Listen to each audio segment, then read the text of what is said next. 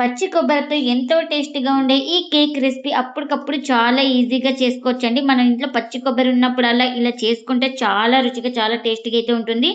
ఇంట్లో వాళ్ళందరికీ నచ్చుతుంది. అంత టేస్టీగా అయితే ఉంటుంది. ఇంకెందుకు ఫ్రెండ్స్ ఆలస్యం, ఎలా చేయాలో ఏంటో అనేది వీడియోలోకి అయితే వెళ్ళిపోయి చూద్దామా మరి? ఇంకా ముందుగా స్టవ్ అయితే ఆన్ చేసుకొని ఒక బౌల్ పెట్టుకొని అందులోకి 1/2 కప్పు బెల్లం అయితే వేసుకోవాలి. ఇప్పుడు వాటర్ కూడా 1/2 కప్పుకి కాస్త తక్కువైతే వేసుకోవాలి. మనం ఈ బెల్లం పాకమేం అవసరం లేదు, మనకు బాగా కరిగితే చాలు. ఇంకా చూడండి బెల్లం అయితే బాగా కరిగిపోయింది కదా. ఇంకా ఇప్పుడు ఇది స్టవ్ అయితే ఆఫ్ చేసుకొని పూర్తిగా చల్లారనివ్వాలి. ఇంకా నేను ఇక్కడ ముందుగానే బియ్యం అయితే నానబెట్టేసుకున్నానండి. ఒక 2 అవర్స్ అయితే నానబెట్టేసుకున్నాను. ఇంకా బియ్యం అయితే ఎన్ని తీసుకున్నానంటే 1/2 కప్ అయితే తీసుకున్నాను. ఇంకా శుభ్రంగా వాష్ చేసుకొని వాటర్ అయితే వేసుకొని 2 గంటల పాటు నానబెట్టుకోవాలి. ఇప్పుడు 2 గంటలది అయింది కదా. ఇప్పుడు వాటర్ అన్ని వంపేసుకుందాం. ఇంకా వాటర్ అన్ని వంపేసుకున్న తర్వాత మిక్సీ జార్ అయితే తీసుకొని ఇంకా అందులోకి అయితే బియ్యాన్ని అయితే వేస్తున్నాను. నేను ఇక్కడ మంచి బియ్యం అయితే తీసుకున్నానండి. మీరు కావాలంటే రేషన్ బియ్యం కూడా తీసుకోవచ్చు. ఏది తీసుకున్నా చాలా బాగుంటుంది ఈ రెసిపీ అయితే. ఇంకా ఇప్పుడు ఇందులోకి 1/2 కప్పు కొబ్బరి ముక్కలు కూడా వేసుకోవాలి, ఇలా చిన్నగా కట్ చేసి. ముందుగా మనం బెల్లం అయితే కరిగించుకున్నాం కదా, ఈ బెల్లాన్ని ఇలా స్ట్రైనర్ అయితే పెట్టుకొని ఇలా కాస్త వేసుకోవాలి. ఒక 1/2 దాకా అయితే వేసుకున్నానండి. ఇంకా నేను ఇక్కడ 1/2 పెట్టేసుకుంటున్నా. ఇంకా ఇప్పుడు మూత పెట్టుకొని స్మూత్గా గ్రైండ్ చేసుకోవాలి. ఇంకా చూడండి ఇలా ఎక్కడ బియ్యం అనేది లేకుండా స్మూత్గా గ్రైండ్ చేసుకోవాలి. ఇలా గ్రైండ్ చేసుకున్న దాంట్లోకి ఇంకా మనం ముందుగానే ఒక 1/2 అయితే ఉంచుకున్నాం కదా, ఈ బెల్లం సిరప్ని అయితే వేసుకోవాలి. మొత్తం వేసేసుకోవాలి. ఇంకా ఇప్పుడు దీన్ని ఒకసారి ఇలా మొత్తం బాగా కలిపేసుకుందాం. ఇంకా ఇప్పుడు దీన్ని పక్కన పెట్టేసుకుందాం. ఇంకా ముందుగా ఒక కడాయి పెట్టుకొని అందులోకి ఒక 1 స్పూన్ దాకా నెయ్యి అయితే వేసుకున్నాను. ఈ నెయ్యి అయితే మనకు బాగా కరగాలి. ఇంకా నెయ్యి మొత్తం కరిగిన తర్వాత ఇందులోకి జీడిపప్పు పలుకులు అలాగే బాదం పలుకులు కూడా వేసుకోవాలి. ఇంకా ఇవి మనకు గోల్డెన్ కలర్ వచ్చే వరకు అయితే బాగా ఫ్రై చేసుకోవాలి. ఇంకా ఇప్పుడు కాస్త కలర్ చేంజ్ అయిన తర్వాత ఇందులోకి ఎండు ద్రాక్ష కూడా వేసుకోవాలి.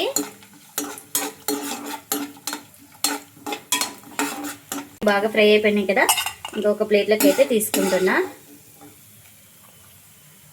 ఇంకా వీటిని పక్కన పెట్టేసుకుందాం. ఇంకా ఇప్పుడు ఇదే కడాయిలో 1.5 కప్పు పాలు అయితే వేసుకోవాలి. ఇంకా 1/2 కప్పు కూడా వేస్తున్నా. మనం ఈ కప్పుతో రైస్ అయితే తీసుకున్నాం కాబట్టి ఈ కప్పుతో 3 కప్పులు పాలు అయితే తీసుకోవాలి. ఇంకా ఈ పాలు అయితే ఒక పొంగు రానివ్వాలి. ఇంకా చూడండి మనకు పాలు అయితే ఒక పొంగు వచ్చింది కదా, ఇలా స్లిమ్లో పెట్టుకొని నేను ఇక్కడ చిక్కటి పాలు అయితే తీసుకున్నాను. మనం ఈ రెసిపీకి వచ్చేసి చిక్కటి పాలే తీసుకోవాలి. మీరు పల్చటి పాలు తీసుకుంటే ఇందులోకి పాల పౌడర్ అయితే ఒక 3 స్పూన్ దాకా అయితే వేసుకోవాలి. ఇంకా మనం ముందుగానే బియ్యం బెల్లం సిరప్ వేసి పేస్ట్ అయితే చేసుకున్నాం కదా, ఆ బ్యాటర్ని వేసుకుంటూ బాగా ఇక్కడ ఉండలు లేకుండా బాగా కలుపుకోవాలి. ఒక చేతితో వేసుకుంటూ ఒక చేతితో కలుపుకోవాలి.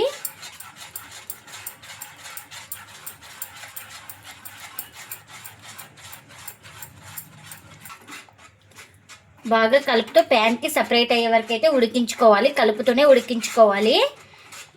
ఇంకా ఇలా కాస్త దగ్గర పడిన తర్వాత ఇప్పుడు ఇందులోకి నెయ్యి అయితే వేసుకోవాలి. ఇంకా ఇప్పుడు ఒక 1/2 స్పూన్ దాకా నెయ్యి అయితే వేసుకోవాలి. ఈ నెయ్యిని వేసుకొని మరి కాస్త దగ్గర అయితే పడినివ్వాలి. అప్పుడే మనకు ప్యాన్కి సపరేట్ అవుతుంది. అంతవరకు అయితే ఇంకొక 2 నిమిషాల పాటు బాగా ఉడికించుకోవాలి.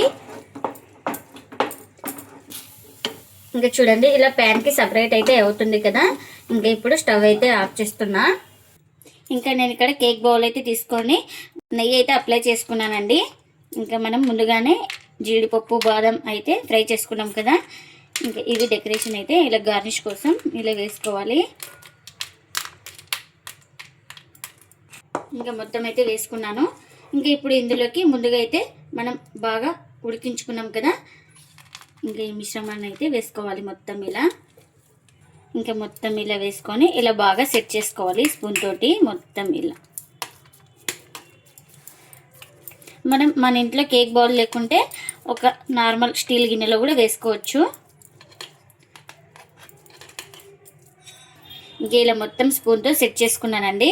ఇలా కావాలంటే మీరు చేతితోటి కూడా ఇలా ప్రెస్ చేసుకోవచ్చు. కాస్త వేడి మీద ఉన్నప్పుడే ఇలా అనేసుకోవాలి. ఇంకా మనం దీన్ని అయితే పూర్తిగా చల్లారనివ్వాలి.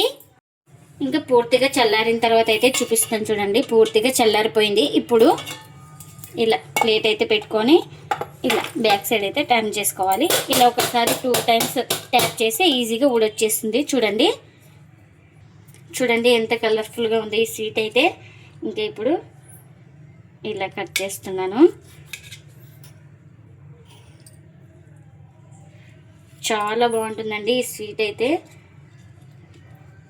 ఇంట్లో వాళ్ళందరికీ నచ్చుతుంది, అంత టేస్టీగా అయితే ఉంటుంది. ఇప్పుడు తప్పకుండా ఒకసారి ఇలా ట్రై చేసి మీకు ఎలా వచ్చిందో కామెంట్ అయితే చేయండి ఫ్రెండ్స్. ఇదండి ఇవాల్టి వీడియో. ఈ వీడియో కనుక నచ్చితే ప్లీజ్ లైక్ చేయండి, షేర్ చేయండి, కామెంట్ చేయండి. అలాగే లైక్ చేసి సపోర్ట్ చేయండి friends. Thanks for watching. Bye bye.